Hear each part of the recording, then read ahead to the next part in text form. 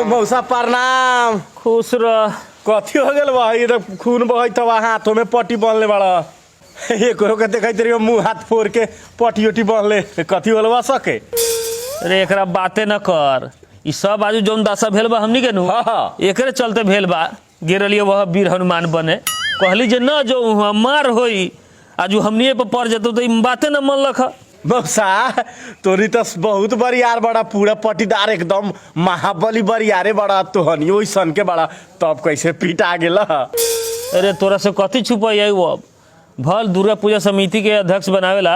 रुक न रे पिटायल रही है दोनों बापते आ फिर एगो आरो है बने वाला रही है वहू में ध के थूर दिल हमनी के। एकरा कहली जे तू न हाला कर चुपचानी रह एगोड़ा के अध्यक्ष बनावे के रहे तो कहते ना ओकरा के बन न देम हम बने वही में पक्ष विपक्ष में मार हो गए के धो दिल हमरो के गेली छोड़ावे हमरो के पीछ दे।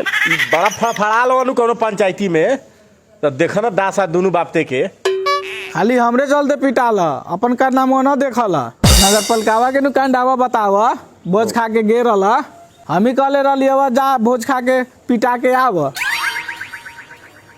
भाई रे रहे दे तोहनी के कारनामा हम समझ गेली तोहनी पिटाए के उठावना उठा ले बाड़े सब बड़ा मिल के पंचायत में कब तू थोड़ा ला आ कब हई थोड़ा ले पिटाए के तो उठौने उठा ले बड़ा तोहनी। ए भाई हमरा के एला से निकले द ना तो तोहनी के चक्कर में हमू थुरा जाब।